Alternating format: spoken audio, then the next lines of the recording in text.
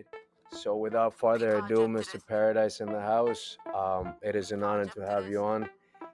Welcome to the H Town Hometown podcast, and here we are. Honored to be Mr. here.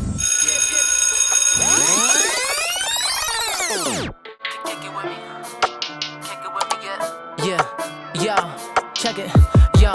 P-Pod drip to this. Try to name another bit of lyricist. Added tracks to that catalog. Leave a rapper in a disposition. Yo, I'm on the move and now I'm in position. No John Stockton, I've been assistant. Knock the domes like Sonny Liston. Burn it down like a wildfire. Break your femur trying to kick it with me. Thank you, Mr. Paradise, for taking the time. I know that I've been looking forward to this conversation. You know, um, I don't even know where to start. Um, first and foremost, you have a fight coming up July 15th. Is this correct? Yep. Next Friday. All right, next Friday. How are you feeling? I'm ready to go. Ready to go You're in there and ready do to what I gotta go? do. Yep. That's Absolutely. awesome, man. Are you nervous? Are you excited? I won't really get the pre-fried jitters until the day of. Get past the weigh-in and all that, and the day of is when it feels real. This is Uh, crazy, bro. This is yeah. crazy. So tell me a little bit about yourself. I think for me, what I find intriguing, and I think for me, my heart lays on this, right? You're homegrown, correct? Yeah. Tell me. So did you grow up in Hudson? Are you a Hudson resident or are you a Marlboro? No. So I actually adopted Hudson. Okay. I'm originally from Worcester. Worcester, really? Yeah. So I kind of separate my life into two genres. So what a lot of people know about me is I'm a 9 year recovering addict. Mm, Um, so the first 19 years of my life, I was in Worcester, and then I met after I got clean, I met my wife, and she moved me out, basically kidnapped me and took me out to Hudson. I Uh, can relate to that. yeah, so Hudson's now become my home. I'll always represent where I'm from, but Hmm. I like to let people know where I am now. Yes, yes, sir. Well, I'm glad you're in Hudson. First of all, shout out to the wifey, right? Let's start there. Let's give Yeah. a shout out to the wifey, if you don't mind. Telling us about your family. Who are you connected to in the H town? So I'm connected to the Resendez family, huge family Yeah. that I've come to learn. My wife's in Angelica Resendez, now Paradise. Went to Hudson High, graduated with a master's from Framingham State. Mm, Born and raised out here in this little beautiful town of Hudson of hers. Definitely a good grace in my life. yes, sir. Yes, sir. I can, like I said before, I can relate to that. So shout out to Angelica, Miss Paradise, right? Yep. Um, and so, and you have a baby, correct? He ain't a baby no more. We have an 8 year old boy. Oh, wow. Yeah, he's he's his father's son, so he's Yes, a sir. handful. Yes, sir. He's a Yes, handful. sir. All right. No, that's pretty special, man. You know, I think like I said it to you before, I feel like, one, I owe this conversation to you, you being a local dream chaser, and I feel like, man, I owe it to the ones that we no longer have. And that's big. That hits home and that hits hard every time, bro. Every time. And crazy to say, it hasn't stopped. Once that epidemic, and we can dive a little bit into that because I think there's no better scenario, right? No better person to talk to than somebody who has gone through that season and that that desert and has been able to rise above. And you're still here. We still have you here, Yeah, you still know. fighting. And I think from there, this is where for me that was the motive or the motivation to have this conversation. And then second, to support our local dreamers. And I feel like, man, we haven't done that, and we don't do enough of that, you know. Yeah. So Mr. Paradise, tell me about your upbringing. I think before we talk about your dreams and what you're doing now, I want to dive a little bit about where you're coming from, and I want you to tell us your story. Yeah. So, um, like I said, I was born and raised in Worcester, Mass. Single mom. Father chose drugs and alcohol over his Hmm. family. Um, Used to physically abuse my mom, so I grew up in a very hostile environment. In the neighborhood I grew up in, man, I was one of very few white kids, so I was constantly defending myself and fighting. Because you can't. Where I'm from, weakness is picked out. Mm. So I kind of have always lived by a saying, man, you step up or you step out. And as a kid, I guess I just always stepped up and I lasted. Um, I grew up in an environment, man, where drugs and alcohol were like the scapegoat. Um, Mm-hmm. so at the age of 13, that was my scapegoat. I Mm. started using prescription drugs at the age of 13 to try kind of. I've always dealt with mental health, and before it was an actual thing, depression and anxiety. So for me, drugs became my escape. Unfortunately, and that was an addiction that nearly cost me my life at the age of 20. When I OD'd and Mm. I was pronounced dead. And I believe the only thing that really brought me back was I had my son on the way, and I knew that I had to break the cycle. I like I said, I grew up in a single parent home, and I grew up with people telling me that this is who I was going to be. I wasn't going to be anything else, but better than the people that made me. And I've always Mm-hmm. kind of had a chip on my shoulder to prove to them that I wasn't. So when I came back and I got clean, I got into a program. I met some amazing people who who really opened up my mind and said, there's a better way out than this. Mm-hmm. So now when I go through life, man, and I fight for that, and I put that on my social media and my life and my fights and all my interviews, and I tell people, if if you're feeling down or you're feeling out or the expectations set upon you by everybody around you are low, and you feel like you can rise above, man, just go get it, because I live my life like this. I put my hands up, my chin down, and I go forward Mm-hmm. because there's no way to go back. Right. So I say it, I come from the gutter, and I'm proud of that. A lot of people aren't, but I'm proud of where I come from. I come from nothing. So every step I take on this earth is already a blessing because I'm not supposed to be here. That's real. I Yeah. No, that's real, man. Like, man, there's so many things that I feel like, man, so many questions, right?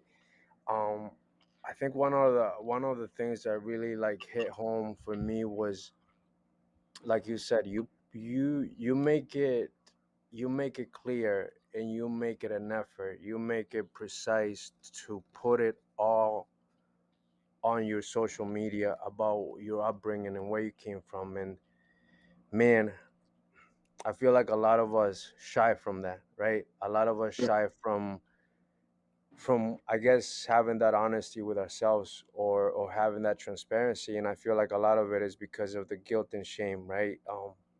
Yeah, Of our 100%. past. And man, like, you're not supposed to be here, but you are. So Yeah. I guess you really are supposed to be here, if you're, in the bigger picture. um where does boxing come into your life? Oh man.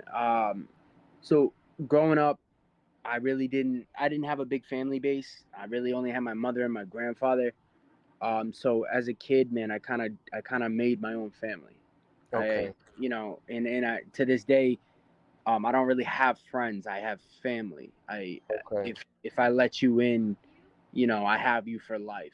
Right, So right.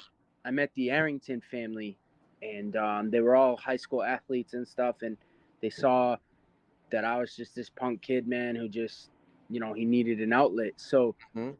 So one day, they found an old pair of mitts, and they wrapped my hand in terry cloth towels, and they kind of just beat the hell out of me, and it kind of opened something in me. I'm like, you know what, man? I get into fights at school. I get into fights on the street. I'm not half bad. I was like, Right, maybe I can right. do something with this. So, um, they say once you're an addict, you're always an addict, which is Mm. 1000% true. So I replaced my addiction of opiates with boxing, So and I just, a better alternative. yeah, I engulfed my life in it, and I said, this is my shot. This is, I'm not, I'm not college educated. I didn't have that in my back Mm. pocket. I say I come from the school of hard knocks. Boxing's my way out, and Yeah. I've used it fully, and I'm gonna continue to use it until I can get my family where they need to be. Yes, sir. Wow. That's crazy. Mm. When, man, if so, let me ask you this: you're comfortable, right? Talking about Yeah. everything, Yep. everything on the line. Okay. So you OD'd. OD'd. What was Do you want to talk a little bit about that? And then I want to take it. At this point, you're already expecting your son, correct? Yeah. Wow. Yeah. What was Um. Yeah. So that situation. Again, this was before I met my wife. okay? Um. I had been involved with somebody from my past, and she got pregnant, and we were both on a bad path at the time and wasn't helping. So I moved out of my apartment I had at the time to Hmm. try to like put some distance between us to kind of help the situation. Um, she took it upon herself to leave the state with my unborn child, Mm, with no intent of coming back. And it just hit me, and mm, you know, everything from my past came up. hmm. I was a fatherless child, and Correct. it all just really hit me. So at that time, I didn't have a way out. The only Hmm. way out I had was to numb the pain, and I numbed it, and I kept numbing it to the I couldn't numb it anymore, and I woke up a day or two later in the hospital. Wow. Yeah, That's real. That's real. yeah, Oh, that's deep. That's deep because obviously, you got up, you woke up again. You're still here. yeah. A lot of people that you've known, I'm sure, right? A lot of friends that you had, they're It, no it longer here, right? They don't run that. the um, addiction. A lot of people in this generation and like prior generations, they look at addiction as a weakness, and I guess they're correct. But at the end of the day, what you got to realize is we're all human beings, and we all have our own way of making it day to day. So I see a lot of these things on the news where, oh, this kid OD'd, or three found OD'd, or whatever the case is, and people are, they kind of run their mouth about it, and Hmm. they talk crap, and unless you're there in that Yeah. person's mind or in the moment, you really don't understand it. And there's no justifying being an addict. You're an addict. It's No. not a good thing. Correct. But Correct. I believe that people who don't understand it really shouldn't speak on it, because it is a sickness, and it is something that we can get better from. And I Hmm. got better, and I fight for people to get better. And I've been set up to talk to addicts, young and old, Hmm. in Worcester and there's a clinic out here in Marlboro, Hmm. and I'd like, and I vouch for these people, and I fight for these people, because all these people call them losers and, oh, you're a drug addict, yeah, but they can get better, and Hmm. they can become something great, and I'll fight to the end for that, because I did it. I strongly believe the same as you. And I feel, man, like, yeah, there's a cause and effect. There's always a reason. And I feel like in our generation specifically, right? Like you said before, ultimately I think what we're longing for is to numb or to run or to get away from what's really going within. I feel like, man, there's a lot of times that we don't even realize what's really going on within, right? Like we Yeah. don't understand the brokenness within us really, and then addictions come in, right? Things that somehow they help us cope and keep Yeah. going forward, but the price at the end is that, for some it doesn't necessarily get better, and for some people don't necessarily Yeah. have the Some don't. opportunity to walk away. Yeah. Some don't make it through the fight, and Right. I believe as a person, it's my responsibility having a platform, no matter Mm-hmm. how big or small, because Yeah. I still look at myself as a normal human being. But I've realized as I've developed in my career that there are people out there who have actually reached out to me and said, you inspire me. Mm-hmm. You're the reason I got up this morning, and Yes, sir. that kind of stuff. It really gets to a person like me because to me, I'm Jake Paradise. I'm just a local kid, man, Mm-hmm. from the hood, just trying to do something with himself. Right. So I've taken it kind of a responsibility and put it on my shoulders that I'll fight for those who can't fight for themselves, and I want to help in any way I can in that walk of life Mm-hmm. to show those people who every day struggle with that addiction, man, that you can get better and you will get better. Just don't stop fighting. There's hope, right? There's Yeah, always hope. always, and always hope. I would say to you, don't ever stop, right? And I think you know that. I think Yep. part of the responsibility that you feel because you're still here is, it might not, like you said, right? It might be a small platform or a big platform, but in reality, you just got to reach one person. Yeah, That that's all it person, takes. just one person, and you have accomplished your mission day after day after day, Yep. because at one point you were that person, right? Yep. 100%. So every time I open Facebook, right, and I see your grind, or like, it's not even the grind, and I know you put in the grind, but that passion, there's something within you that just speaks so much weight. Every time I see your post, every time you just talk about your upbringing, you talk about your past, but you talk about where you're going, and you talk about where you've been to where you are now. It inspires me, it motivates me, and that's that I just started networking with you. Yeah, So I know I'm not the only one, that sees your stuff, or that can relate to it, that uses it as food to keep pressing on, right? yeah. Now, boxing, when does boxing start in your life specifically, or like at what time, or what age, or how long have you been actually doing this whole thing? So boxing came to me kind of late in life. Mm-hmm. Not crazy late, but I wish it came sooner. Right. I believe I started boxing when I was 15. Um, I walked into my first gym when I was 15. Prior to that, I taught. So there's something a lot of people don't know. I am a professional boxer, but when I was an amateur boxer, I would be taking amateur fights, but I didn't have a trainer. Um, Okay. I was homeless when I started boxing, so I Okay. couldn't afford it. I could barely afford my gym dues. So I taught two of my brothers to how to train me. So I taught them to train me to get ready for my amateur fights, Yeah. and that's how I fought my whole amateur career. So I didn't get a trainer till man, probably not even 10 years ago. What? But I just wanted it so bad that I'd get up at 2 a.m. and go to like a Planet Fitness and train. I'd Yeah. go to school. I'd get out of school. I'd go to a football field. I'd train with my brothers. They do mitts to the best of their ability. I'd Right. go work because I was working full time at a KFC at the time, just to try to make it. And I'm couch hopping from house to house because I didn't have a home.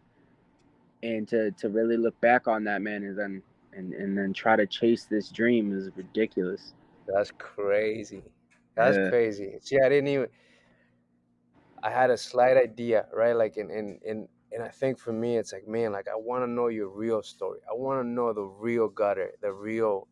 And I Yeah, feel like, man, I guess I could have imagined your story, but like I couldn't picture all of this that you're saying. Like, yo, yeah, you did not give up. I feel like majority of people would have been like, yo, this is, you know what I mean? Like, yo, yeah. 10 Well, years, 10 years in the grind before you even get like a real, like a yeah, chance where to say like, yo, I could actually go somewhere, right? Like a lot yeah. of folks, I think would Well, have that's the folded, you know?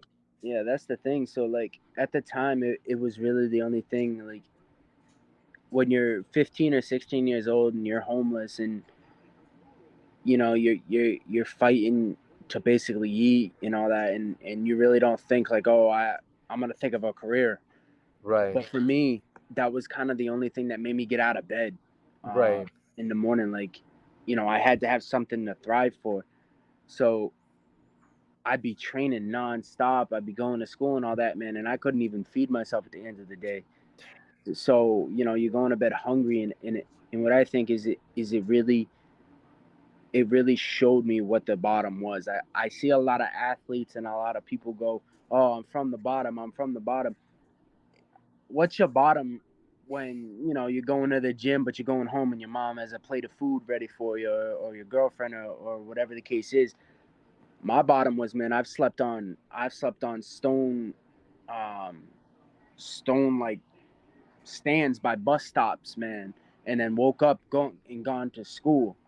I remember Union Station in Worcester, right? It's a mm-hmm, train station, mm-hmm, and I was 16 years old and I didn't have anywhere to go. I mm-hmm. slept on the seat, the bench right in front of it at 16 years old. Fast forward 10 years, I boxed there professionally and stole the show. 10 years later. Come full So circle, yo. That's so when people say I've come from the bottom, uh, I come from the bottom. I come from below that. mm, I come from the mud where there's nowhere to go but up. And I say it on my media, man. Where I come from, all you can do is dream, dang, because that's all I had. yo, yo. This gives me the chills, bro. Uh, Gives me the goosebumps, bro. Cause damn, like I know there's somebody listening. I know there's somebody who's gonna listen to this, and they're gonna listen to you and know that there's hope. Cause you're a miracle standing. uh, Hope so. That's real, bro. That's it's like you said. What is your bottom? Yeah, Oh, what is your real bottom? And for you, man, like obviously, who am I, right, to say this? But I know, and I feel it. You're a chosen one. You're a chosen one. I feel like sometimes I feel like I am, because I know other people, who've grown up like I haven't, grown up worse, Yeah. and they're not here anymore, or Mm. they couldn't make it, or they chose a different path. And I've had so many friends, man, like they gotten buried, or Mm-hmm. they're in the big house, or whatever the case is. And why am I still here? Why am I still standing? And it really, it keeps me going to realize, like, what, I can't go anywhere but up. Yes, sir. Even if I stop today and said, you know what, I'm done. I've done 10 times more than anybody ever told me I could. I had teachers in the third grade telling me that I wasn't going to be anybody. I Mm-hmm. had family members who would laugh at me, man, and I was kind of like a black sheep, and they would tell my mom, your kid's no good, or he's just going to be like his father, or stuff like that. And these are people that are supposed to love and care for you, and they Dang. told me I wasn't anything. So for me right now, I've done 10 times more than anybody ever thought I could, and I'm not going to stop. So I've already made it. I think so. I think so. I think what's ahead is just, man, like, yeah, I think the foundation's already there. I think you know, I think your journey or the cards that you were handed were the preparation for what's ahead for you. Yeah. But what's ahead for you wouldn't be possible if it wasn't for the foundation or for the journey you had to I, undergo thus far. I wouldn't trade any of my steps or any of my choices for the world, because I That's wouldn't be the man crazy. I am today without That's any so of it. crazy. Like that's real. Yeesh. So, wow. Okay. So, where are you in your career? So, Mr. Paradise, the boxer, you're a professional now, right? You're legit in the books. You have a team working with you. You have a trainer. You have Yes. a support system. Um, how long? So, how long has it been? So July 15th, your next fight. What Yep. fight is that in your record? This will be my seventh professional fight. Professional. And what's your record thus far? 4 wins, 2 defeats, and 4 knockouts. Wow. Yeah. So everybody hears that and they're like, "Oh, you've lost." I have lost. Right, right. um, But that's, yeah. Go I ahead. My first 2 fights. So when I turned pro, um, a lot of my trauma from my life kind Mm-hmm. of created uh, anxiety and like performance Mm-hmm. blockers for me. So Mm-hmm. like I train and I train hard, but day of the fight I just wouldn't. I'm not there. Gotcha. So not to take anything away from that, but and I lost. So when I did that, it had all the naysayers come out of the woodworks again and go, yeah, hey, we told you you wouldn't do it, you couldn't do it, or because even in the world of boxing, I've had trainers say you should quit, kid, you're gonna get hurt. I've had people say you're not gonna make it, you're no good, you're this, you're that.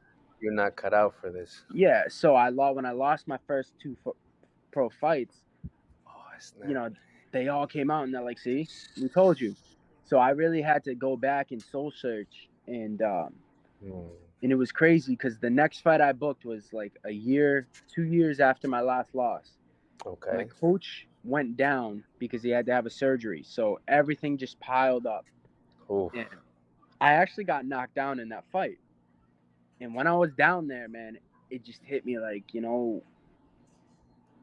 everybody, either they're gonna be right now, or I'm gonna get up, man, and I'm gonna put it Yeah. on this dude, and I'm gonna show everybody who I am. So after that knockdown, man, I got up and it was like it just switched.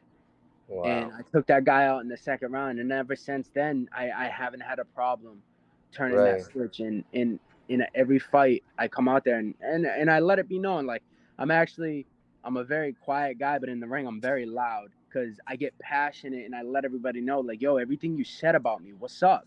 I'm here, So it's kind of a crazy turnaround. That is, it's like a movie, right? But like the real deal in your life. Because I Yeah, feel like everything you're describing, it's like, yo, this is just like the movies, like we see it. But no, this is real. it's your reality. That's what it is.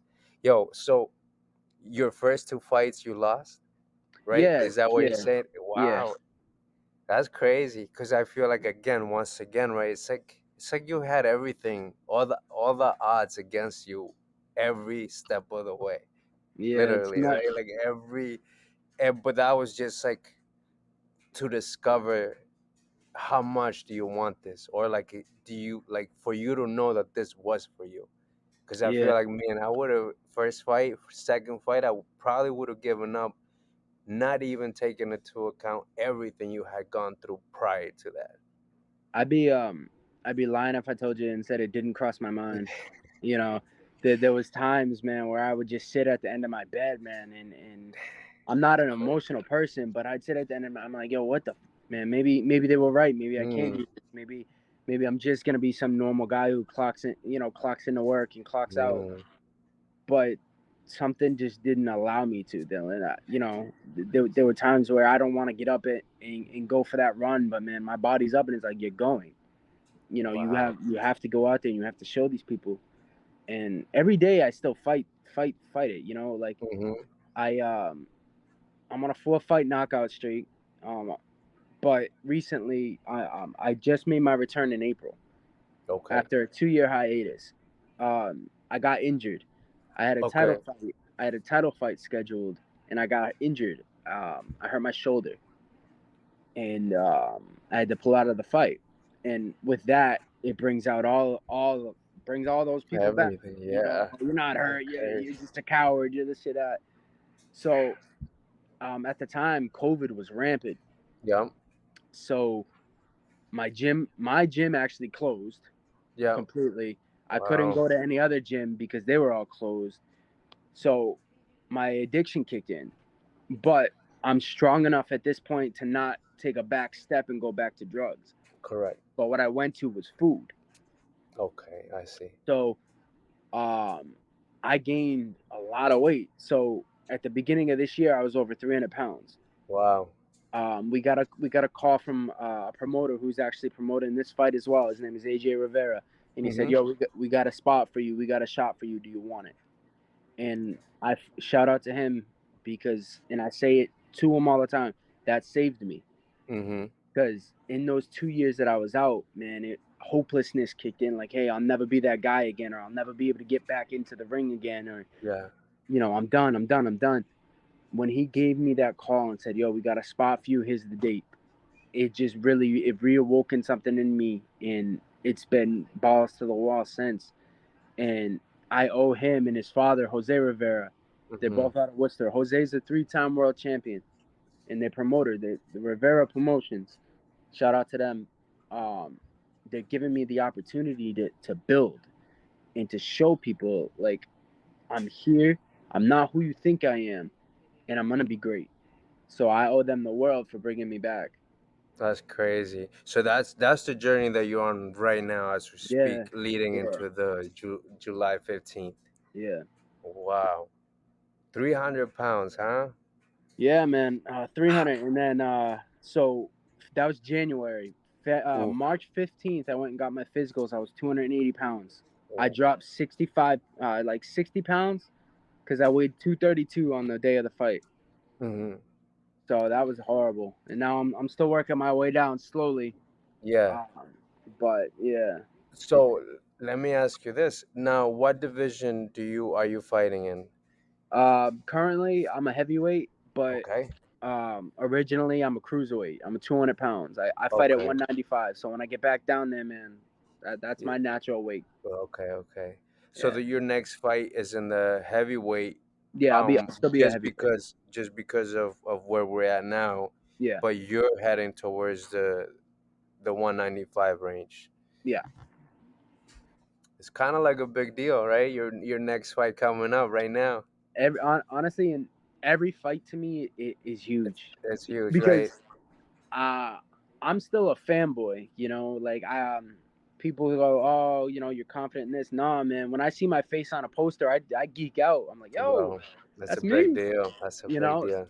So every fight to me is the biggest fight of my life, and I've set a plan in motion with AJ and all them where I have a goal, my Mhm. dream. So when I was 5 years old, I used to be a wrestling fan. When I was Mhm. 5 years old, I went over to my mom, and I'm like, "Mom, guess what I'm gonna be when I'm older?" She Mhm. said, "What are you gonna be?" I said, "I'm gonna be a champion." And I was 5, and my Yeah. mom my mom will tell you this story, and I was 5 years old. I never did it in the amateurs. I'm gonna do it in the pros. Mm. I'm gonna do it in the pros. I'm gonna do it on a regional level, on a national level, on an international, and then on a world level. So for me, every fight is my world title fight. Mhm. Because again, I'm not supposed to be here. Amen. Not even because I OD'd. Not because everybody told me I wasn't supposed to be here. And I jump when I jump on the ring at the end of every fight. Now Mhm. I tell them that I'm not supposed to be here, right? But I'm here. Mhm. So every No, fight's huge. that's a big deal. No, no, no. I get the goosebumps, bro. Like I feel fortunate, to be honest with you. Like for real. I feel fortunate to be speaking with you. One, to be a witness of what's about to go down, and that's that I've missed the real deal, your foundation, right? Yeah, Um, but like I believe you when you say you're gonna do it in every level because you're the one to do it. You're chosen to do it, I appreciate it. and yeah. That's crazy. That's crazy. Let me let's talk about your mom a little bit, and obviously not in a disrespectful way, but so mom has been the main support, right? Like the only support since you were little. Your Yeah, biggest, would you say she's your biggest fan, biggest supporter? yeah. She's the loudest one besides my wife. So, Yes. The uh, she's the first one, and then the lady that saved you after, right? Your yeah, wife. my mom. And it's crazy, man. And I say this all the time. I don't want people to really get a negative connotation about my mother. My mother did her absolute best Mm, with what she had. My mother used to work 80 hours a week to try to support two kids, man, by herself. mm, And I never want anybody to sit there and think I'm disrespecting my mother, because I could never do that. mm-hmm, Growing up, my mom was my hero. She was all I had, mm-hmm, and it really, it's a lot for me to be able to sit here and chase this dream, because one day I want to give my mom the world, because she deserves it. She deserves it. My wife deserves it. My son deserves it, and it's on my back to handle that. And with my mom didn't ever have it easy.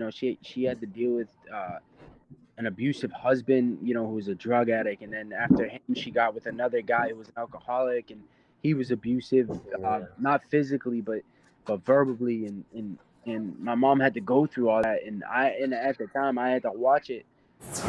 Does your mom live close to you? No, my mom currently lives out in West Boylston with her husband. Okay, okay.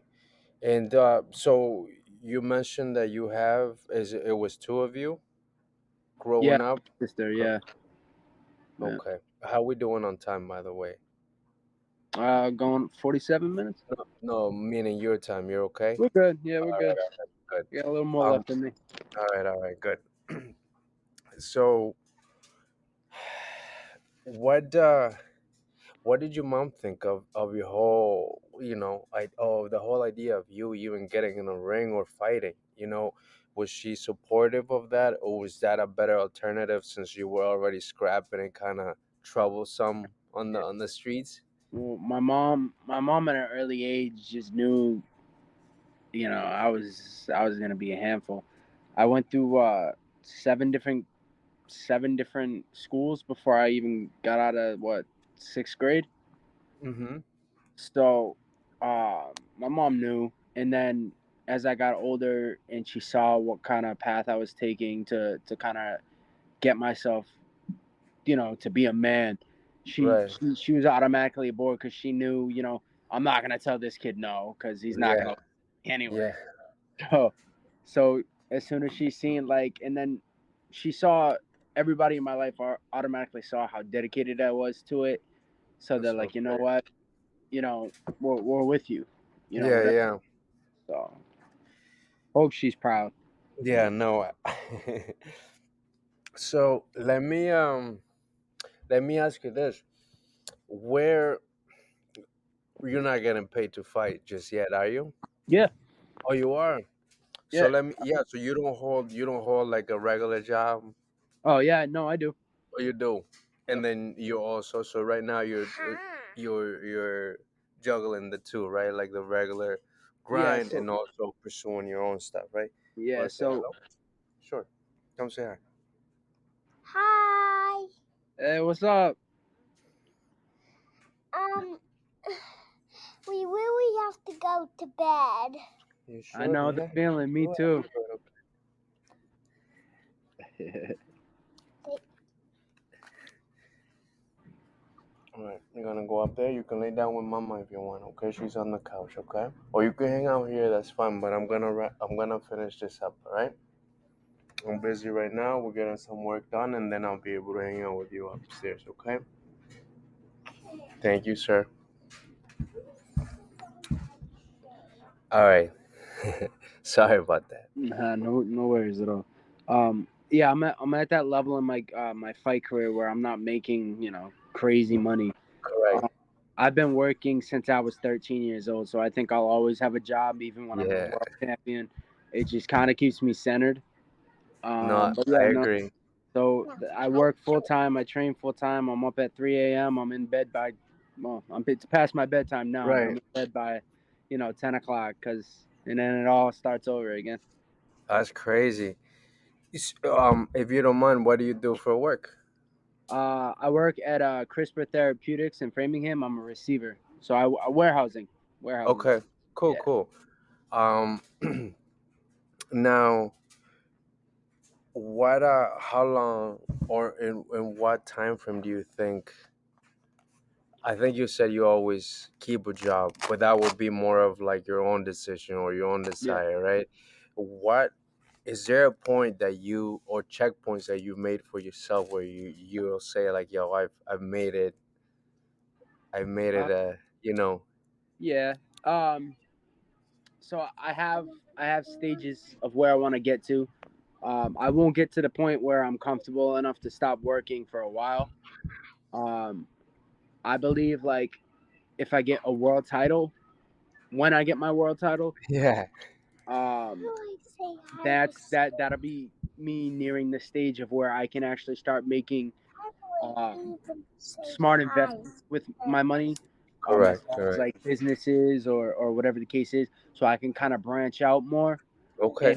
kind of build a financial future for me and my family. Hopefully you can say And if that hi. becomes successful, that will be the time where I'll be like, you know what, I can I stop want working my 9 to 5 hi. and just box and do this. Yeah. So, What what is the end goal for you, Mr. Paradise? oh man, 'Cause I want 16 world titles, man. I want millions of dollars, and I want a big old pot belly, man. I just want to be fat, old, and happy with my family. wow. Yeah, at the end of You the and day, that's what I how, fight for. how long have you known this? Like this is what you want? Or Uh, like, or how long have you known that that's the end goal for you? And not so well, much like you're gonna fade away, but more or less so to a point where you felt completed, I guess, right? Like accomplished. so my whole life, I've always wanted belts. I've always wanted to be a champion. That my whole life. I Even think when, wrestling in the beginning, right? yeah, everything. I want the gold. So I think that's always been my life's ambition. Mm-hmm. When I had my son, and then when I met my wife, and then I kind of started really growing into the man I am, I realized I'm a provider and I'm a Mm-hmm. family man. Even Yeah. though sometimes I hate to admit it, I'm a family man and I'm a Mm-hmm. homebody. Mm-hmm. So as my relationship with my wife and my son has developed, I've really realized, like, at the end of the day, you strip it all away. You strip away all the headlines, all the articles I've been a part of, Mm-hmm. or all the media I'm gonna do in my life and Mm-hmm. everything. At the end of the day, I'm gonna come home and my family's still gonna be there, and I'm gonna be always be something big in their eyes. So Yes. even if I never be what I think I can be, or Mhm. whatever it is, and people go, "Oh, you're a nobody," in my family's eyes, I'm always gonna be somebody. So Yes, that's sir. when I realized, you know what, I want to make them happy. If they're happy, I'm good. So that just became my goal. That's special, man. Do you think that a little bit of you being a homebody and you being a family man, and that's within you already? Do you think is there a correlation because of the lack of? I think so. I deal with a lot of issues as far as how do you say it, affection and all Mm, that, because I didn't grow up in that manner. I right. didn't grow up in the manner of my mom. My mom, I know my mom loves me, but we're not those. I can count on the hand how many times I've heard it. You know, Sheesh. so so when I realized, like, Jake, you're gonna be a dad, I never planned on that at all, Yeah. and so I became a father, and then down the road, I'm a kid from Worcester, man.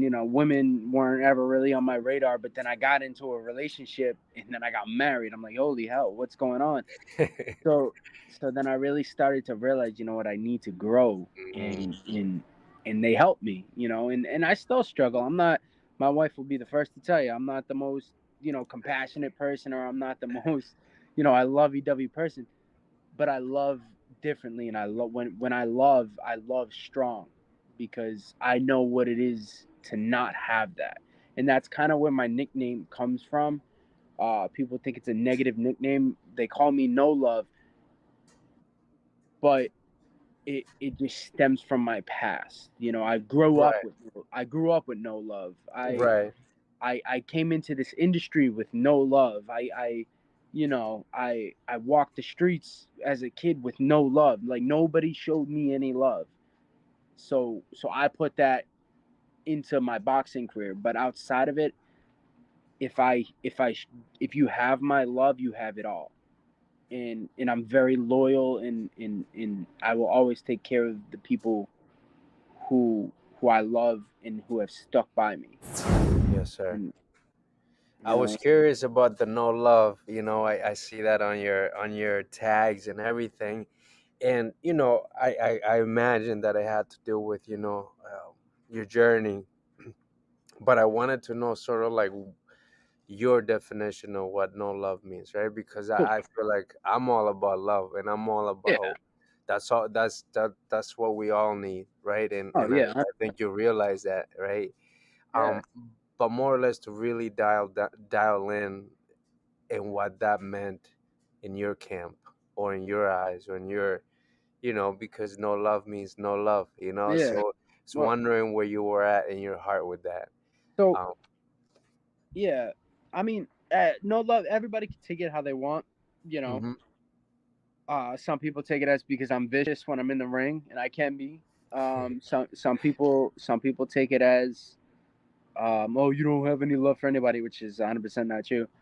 No love for me is just the connotation of I'm taking a negative that was thrown upon me and I'm bringing it to a light.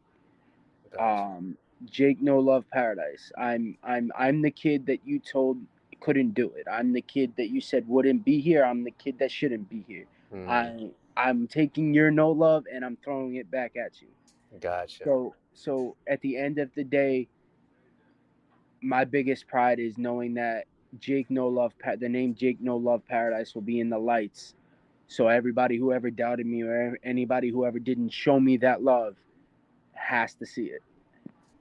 And Gotcha. and it's something that kind of saved my life at a time where I needed it. It it gave me something to be represented on, and something to thrive for. And uh, I'm very proud of the name, and it means the world to me.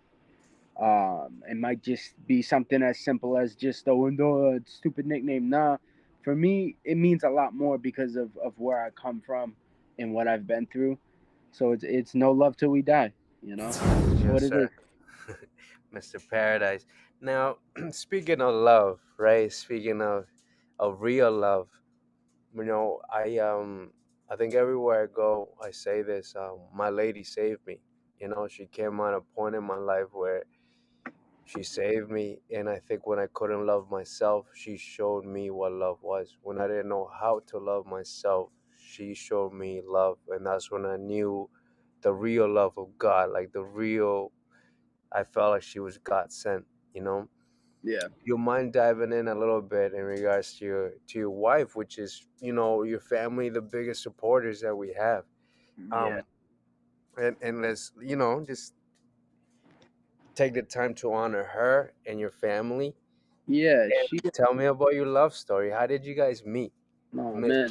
Mr. Woodtown Paradise and Yeah. Hudson. Those are two very different cultures, Oh even my though we're God. 15 minutes away.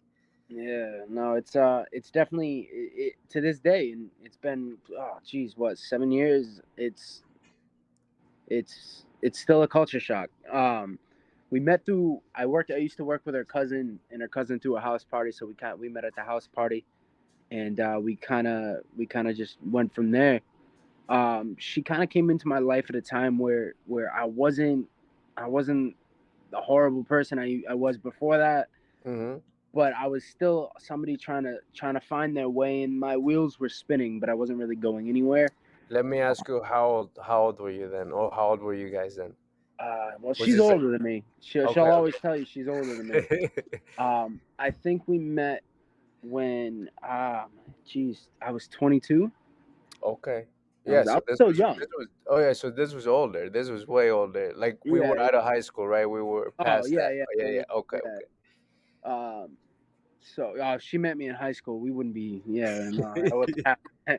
But Hey, yeah, we met at a time where I was still trying to find myself, and I was kind of spinning my wheels, and I just wasn't really going anywhere. yeah, And growing up as a kid, your goal is well, from where I'm from, you always want to make it out the hood.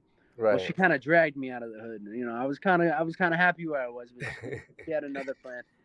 So she took me out to Hudson, and and just like you said, I come from a dark place where there's not a lot of light, and she was kind of a light in my life, and I didn't know how to love. I just didn't do it. I didn't love myself, and I didn't love other people. Mm, And I told her she showed me how to love, and she showed me that somebody could love me, even though I've done all the bad things I've done, and I come from where I come from. That no matter what, man, that there's good in me, and that somebody can love that, and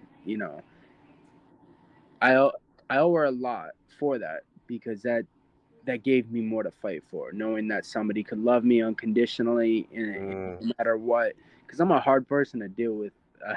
It's like the best way I could put it is like, man, like she loved me despite me. Like Yeah, she yeah, really loved me. yeah, because And I I can. feel like I couldn't even do that for me. I didn't know how to do that for me. And to me, that was a game changer. Oh yeah, And then I'll say this, right? I don't want to speak for you, but I fought it. I think for a long time I fought it. Like I couldn't believe that somebody could love me. Does yeah, that make like it was hard for me to wrap my head around, and I know that, man, like I couldn't. And I think it goes back to that trauma. I would say that gift or that journey, that real journey that someone was undergo when you lack of love or you lack of the people who are supposed to love you are not there. And obviously not to put the blame, but just how the journey goes, right? yep. Um, did you feel undeserving at times? Oh, I still to this day at points I get the feeling, because, and I tell her, I was like, you know what? If I was a female, I wouldn't fucking deal with me at Mm, all. I'm mm-hmm. a hard person to deal with. I come with a lot of baggage, Mm-hmm. and she even says it. She can look at me and see my mind going a mile a minute, Mm-hmm. and that's just who I am. And I'm not always happy. I'm, like I said, I'm not happy go lucky. Yes, sir. I'm not compassionate in some points. Even with my son, I struggle with that. I'm learning, but I Mm-hmm. do struggle with it. But besides all that and all the stuff she's heard, and my people have told her stories about me, and like Mm-hmm. just the stuff she knows about me, she chose to stand by. When Crazy. everybody else in my life, at one point or another has left or abandoned me, she Mm-hmm. chose to stand by. So that to me, that's special. And right off Yeah. the bat, I knew, I was like, you know what? If she's willing to stand by me, man, I'm gonna stand by her, and I'm gonna fight for her. And you know, here we are, married. 7 years in, right? Now, do Yeah. you see? You mentioned that you have an 8-year-old. Is that with Angelica or is that? Unfortunately, no, no. No. Now, do you share? Now, do you have your own With her, children with her? Yes. Do you no, have? not yet. We're Not planning. yet. She Okay. bugs me all the time about it, so that'll happen No, soon. okay, okay. I wasn't sure, so Yeah, yeah. but no, that's pretty special. The right time will come, Oh, 100%. Um, I'm 4 children deep, so There you go. I'm having the kids Yeah. for you guys in the moment, and Oh, then man, listen, one's a lot, so I don't yeah. know. No, I think God knows, my kiddos also save me, like they keep Yeah. me. And I think again, right, it's what I needed after my lady, my children who come in and just kind of keep pushing me to keep going, man, like if I had your upbringing, I think yeah, I'm a very sensitive person, lack of love, but like very emotional and sensitive. And I feel like, man, I would have given up a long time ago if I had your upbringing. I don't even know. But again, right, like the journeys are chosen differently for a reason, and you're the one to make it happen in your lane. Yeah, And it's a to me, man, like I agree with you. I think you already made it. The rest to come is just everything that you have worked for and will continue to grow, but it's just levels. I think everything else that needed that foundation, you have overcome. And don't stop. We need you out here. We need people out here. Um, and you're the one. I believe it. You're the one. I appreciate that. So, how July 15th? Do you know your opponent already? I do. I You do. do. Yeah. What's his record compared to yours? Uh, I don't know his. My coach keeps that stuff from me, but I Oh, know this will okay, be okay, his. This will be his fifth fight. okay, right. Yeah. Um, what is the best way that we can support you, Mr. Paradise, the community? Um. You know. Uh. And I mean that from like, all right, I'll break it down in two sections for you, Yeah. right? Yeah. In the most practical way, but I want you to also lay down your heart because I feel like we, the community, we need to hear that, because you're not the only. And I hope, and I say that with all the in the best way possible. I pray and I hope that we might not be the only dream chasers. I know there's way more out there, and that they gotta keep going. But what is for somebody like yourself who is putting in the sweat, the equity, all that good stuff, the heart? What can we do as a community to support dreamers?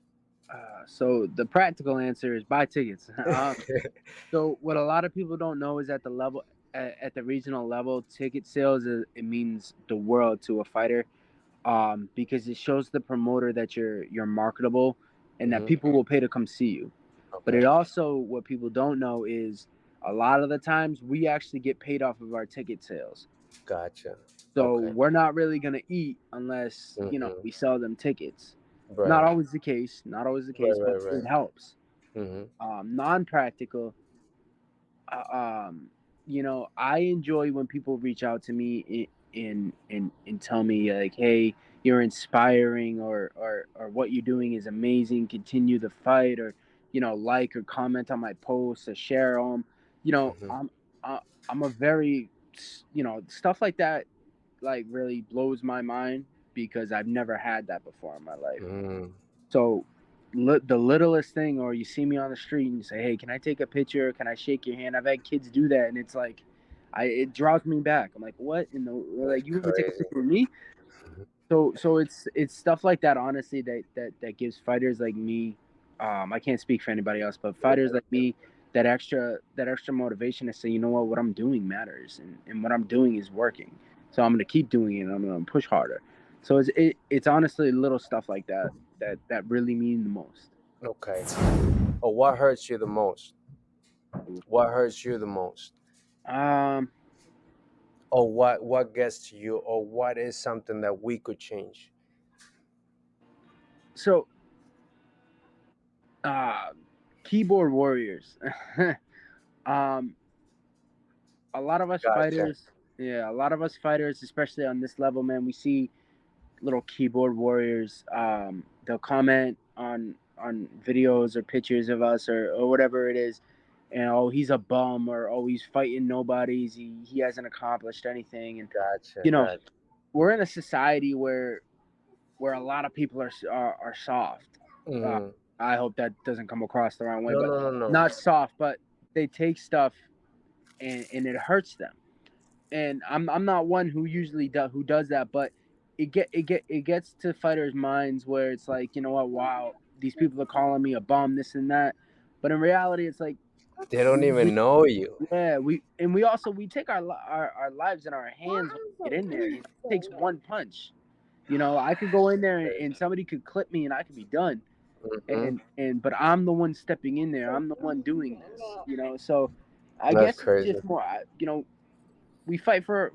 We'd rather everybody respect us than not. No, that's crazy. Like people, the internet, right? The Yeah, internet is it's wild. ridiculous.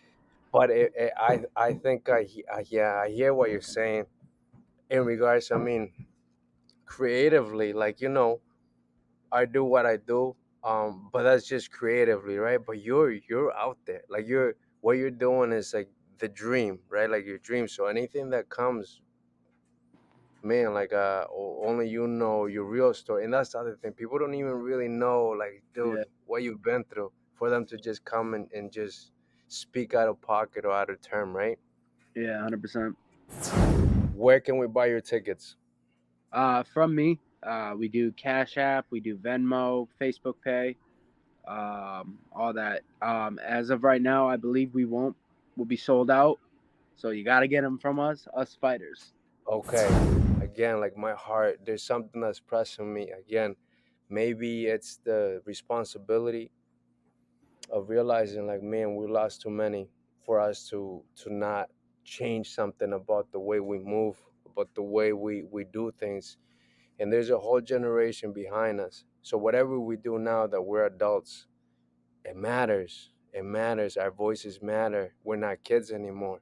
If before we didn't have a say or our voice wasn't loud enough, now it is loud and it's on us, right?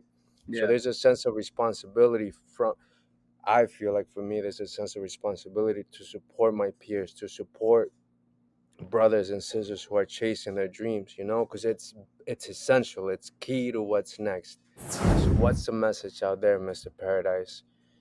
Because as I said it before, man, like we just need that one kid, that one heart, that one mind that's been where we've been, where you've been, right? yeah. Um, what's the message? Never give up. No matter where you come from, no matter what you've been through, no matter what people around you might say, it's up to you. It's up to you to make your choices and to better yourself to get out of your situation and get to something better. If you never give up, you never lose. If you never quit, you never lose.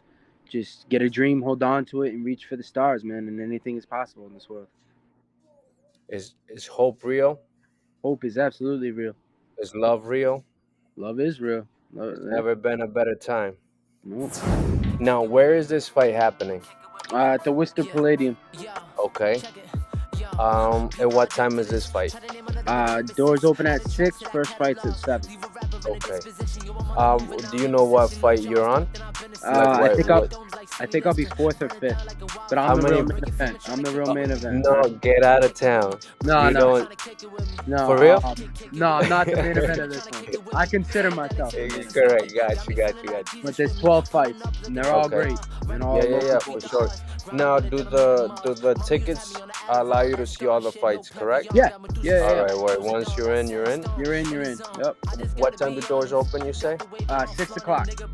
6 o'clock. Okay. If anybody wants to support you, reach out to you. Yeah. My social medias are at Jake No Love. Yep. Reach out. I'll get right back to you. Jake No Love Paradise. Worcester, Mass, representing Hudson. Tune in to H-Town Podcast, man, for all your local inspiration. And tune in July 15th to watch me go for another KO win at the Worcester Palladium. Kick it with me. How I drifted this, yeah, touch fire, you hearing it, listening, reminiscing, no more wishing and vision. Up on a mission, we living it, thinking and dreaming and intervening. TV static, yeah, we back at it. Feel the energy living inside of me, rapping with the angels, yeah, they fly with me. We lit, no pit, Philly with the shit. Exotic too real, we the illest lyricists. Hot box in the wind, falling no assist. Imagining this a long time ago, yeah, master Idaho, Puerto Rico to the West Coast, yeah, growing by the polo. Ain't exotic, it's a no-no, homegrown, get that good smoke. Strains indoor to outdoor, yeah, feet hanging out the Lambo. Peapod drip to this, try to name another bit of lyricist. Adding tracks to that catalog, leave a rapper in a disposition.